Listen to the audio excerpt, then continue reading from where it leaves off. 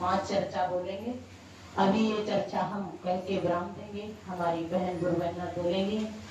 कहते सावन का महीना था, एक बेटी थी। बेटी बहुत बचपन से शिव गुरु को मानती थी, इतना मानती थी, भोले बाबा का प्रतिदिन जल चढ़ाती थी जब कुंवारी थी। कहते हैं बड़ी हुई, शादी हुई, शादी होके ससुराल चली गई। ससुराल में जो गई तो वहां ससुराल वाले पूजा पाठ नहीं करते थे। सास तो बिल्कुल ही नहीं करती थी पूजा पाठ, उन्हें सिर्फ काम काम काम। अब बहू तो पहुंची पूजा पाठ वाली, बचपन से उसने सेवा भोले बाबा की करी। सावन में हर सोमवार व्रत रहती थी और हर सोमवार मंदिर जाती थी, जल चढ़ाती थी प्रतिदिन सावन में। अब शादी हो गई तो अब ससुराल में गई तो बंधन में पड़ गई। अब सास जो बताएंगी वही वो करेगी। तो सावन आया तो सास तो बोली बेचारी बहू कि माँ जी सावन आ गए, सोमवार आ चुके हैं और हमें जल चढ़ाना है मंदिर में, और चले जाए। बोले अरे क्या जल वल होता है, क्या व्रत होते हैं, कोई पूजा पाठ नहीं, अपना व्यर्थ में समय मत गमाओ, अपना घर का काम देखो। बहू से बोली, बेचारी मन मार के रह गई। उन्हें पता था कि घर के लोग पूजा पाठ नहीं करते तो इन्हें पूजा का महत्व कुछ नहीं पता। तो बेचारी मन मार के उसने एक मटकी उठाई और जल भरने के लिए कुआं पे चली गई। तो वहां जल भर रही थी बहुत सारी सखियां, सोमवार का दिन था। तो वहां से निकल निकल के थाली सजा सजा के फूलों की, घी दूध जो कुछ था अपना सजा सजा के जा रही। तो बेचारी मन नहीं माना तो एक सखी से बोली कि सखी हमारे घर में तो मेरी सासू माँ ऐसे बोलती हैं, पर मेरा मन नहीं मानता, पूरी मतलब मेरा इतना जीवन हो चुका है तो मैं हमेशा सावन में जल चढ़ाती थी, अब की बात तो मेरी शादी होगी, मेरी सास जाने नहीं दे रही। तो बेचारी का कहते भोले बाबा बड़े दयालु हैं, बहुत दयालु, किसी न किसी रूप में तुम्हारे दर्शन हो ही जाएगी, चाहे किसी भी रूप में हो। तो कहते हैं उन्होंने एक सहेली की, अब हम तेरे को एक रास्ता बताते हैं, तेरी सास नहीं जाने देती है, तो रोज इसी टाइम पानी भरने आया था, इसी टाइम, और मैं इसी टाइम मंदिर जाती हूँ और तू मेरे साथ चला कर और मेरी सामग्री से कोई बात नहीं, बाबा के दर्शन कर और मेरी सामग्री से पूजा पाठ करो। तो बेचारी उसकी बात मान ली और वो ये ही करने लग गई। पूरे सावन निकल गया, पूरा महीना निकल गया, लास्ट वाला एक सोमवार आया।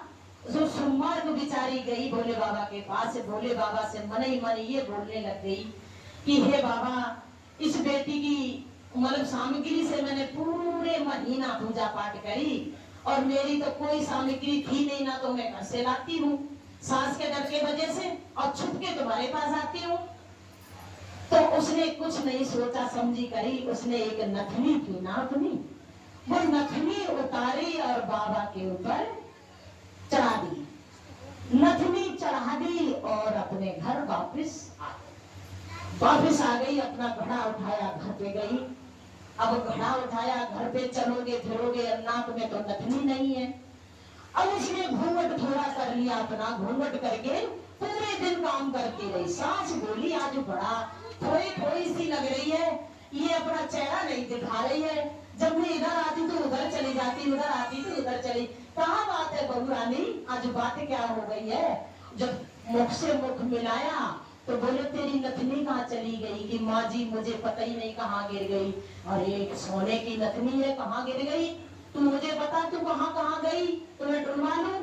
अब बेचारी हर जगह ढूंढी, हर जगह ढूंढते ढूंढते जहाँ उपले पाथे जाते हैं ना, उपले पाथते हैं ना, वहां पहुंची सासू माँ।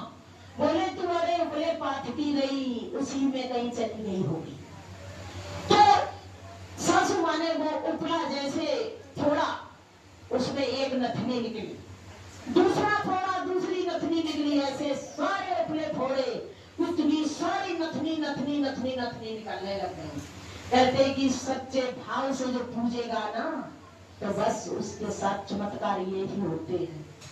तो वो बहू रानी के चमत्कार देखो। तो अब बुढ़िया बोलने लग गई कि अरे ये सब क्या है, कि माँ जी मैं बताऊं तुम्हें सारी बात, डांटोगे तो नहीं कि नहीं, कि मैंने ऐसे ऐसे काम किए, पूरे महीने बाबा पे जल चढ़ाया, लास्ट वाले दिन मैंने ये सोचा कि अब मैं बाबा अपना तो कुछ चढ़ाऊं, तो मैंने बाबा पे बोली एक नथनी चढ़ा दी। ये सब प्रभु की कृपा है, इस भोले बाबा की कृपा से ये इतनी सारी नथनी, वो तो इतनी नथनी निकली धनवान हो गई। अब वही बात, पूजा पाठ तो करती नहीं थी सासू माँ, सासू माँ के मन में लालच भर गया। भर गया क्यों? कि अगर इतनी नथनी निकल गई, अब की बार सावन आएगा मैं भी ऐसा ही काम करूंगी, फिर सारी नथनी निकलेंगी, भाई हम तो धनवान हो जाएंगे, आराम से जल ही तो चढ़ाना, मेरी बहू ने जल चढ़ाया मैं चढ़ा दूंगी, ऐसा ही करूंगी बहू रानी। ठीक है, बहू बोले सीधा, बेचारी बहू तो डर के वजह से ठीक है ठीक बोलेगी, नहीं नहीं कन्या आई है वो तो ऐसे ही बोलेगी भाई। अब ये मेरी सासू माँ ने जाना कि ये भाव अंदर भाव का भूखा बैठे है भोले बाबा, तो छल कपट पे तो नहीं है ना। अब उनका भाव तो बिल्कुल नहीं, वे तो छल कपट कर रही है कि क्यों कि नथनी चाहिए उन्हें, तो बहुत सारा सोना चांदी चाहिए। दोबारा सावन आया, जैसे जैसे बहू रानी ने किया वैसे वैसे सासू माँ करने लग गई, और अपनी बहू को भी समझाया, देख बहू जैसे तुमने किया वैसा ही मैं करूंगी, और जैसे जैसे मैंने तेरे से बोला वैसे वैसे तू मेरे से बोलना, क्योंकि इतनी नथनी अभी निकल गई फिर तुम्हारा निकल जाएंगी, हम लोग तो बहुत धनवान हो जाएंगे। तो सासू माँ मटकिया लेके जा रही है, पानी भर रही है, वहां सखियां निकल रही है, उनसे बोल रही है। एक महीना सासू माँ ने जल चढ़ाया बिना मन से, बिना मन से डाल रही है, क्यों? बिना नथनी में ध्यान लगा कि अब न महीना कैसे खत्म होए और हमें नथनी मिल जाए बहुत सारी। अरे बाबा के पास जल चढ़ाते लास्ट वाला सोमवार आया और उन्होंने अपनी नथनी निकाली, बोले बाबा पे चढ़ा दी, और गम घर भागे गए, तो बहुत सारी नथनी निकलेंगी। घर आए, इधर मुंह करें इधर करें, बहू को समझा के चलेंगे उनकी बहू रानी हम मुंह ढाकेंगे ना तो जैसे हमने तुमसे कहा था वैसे हमसे तुम कहना। तो बेमुंह ढाक के घूम रही है बहू रानी, कह रही है डर के वजह से बेचारी वो भी कह रही है, अरे अम्मा तुम ऐसे क्यों कर रही हो, है ना, ऐसे क्यों घूम रही हो, अभी खाना चला इधर। अरे अम्मा तुम्हारी नथनी कहाँ चली गई, जाने बउरिया कहाँ गिर गई नथनी, है ना। अच्छा चलो ढूंढवाती हूँ, जहाँ जहाँ जैसे बहू को ढूंढा ऐसे सासू माँ ढूंढती फिर रही है, फोरमंटी पूरी करती फिर रही, वो तो फोरमंटी कर रही है पूरी। हाँ, वो नथनी के चक्कर में अब उपलों के पास गई बड़े मगन हो के। अब एक उपला जो थोड़ा ऐसा फुसकार को नांगे निकलो, भोले बाबा ने कही आ जाओ मेरे ठिकाने पे आ जाओ, लो नथनी, कितनी नथनी चाहिए तुम्हें, है? दूसरा उपला, अरे बामे बिच्छू ततैया कतर, अब तो उठाए साड़ी भागी भागी फिरे सब में कि हमें ना चाहिए नथनी नथनी। भैया हुआ तो नाग ले बिच्छू ले कटैया ले, सब में निकल निकल के भागे। भोले बाबा ने ऐसे छोड़ गए कि ले नथनी भाई। अरे कहते हैं जो भाव से पूजा करता है तो भव से पार होता है। वो बिचारी बहू तो भाव से करती थी, वो भाव के भूखे भगवान है। कभी भी ध्यान से देखना, भाव से पूजा करना, हर चीज तुम्हें मिलेगी।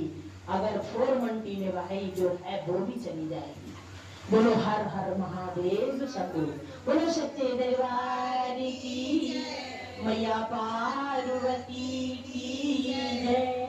हम तो कहते मैया उन्होंने किया ऐसा मत करना कभी भी, है ना। हर हर महादेव।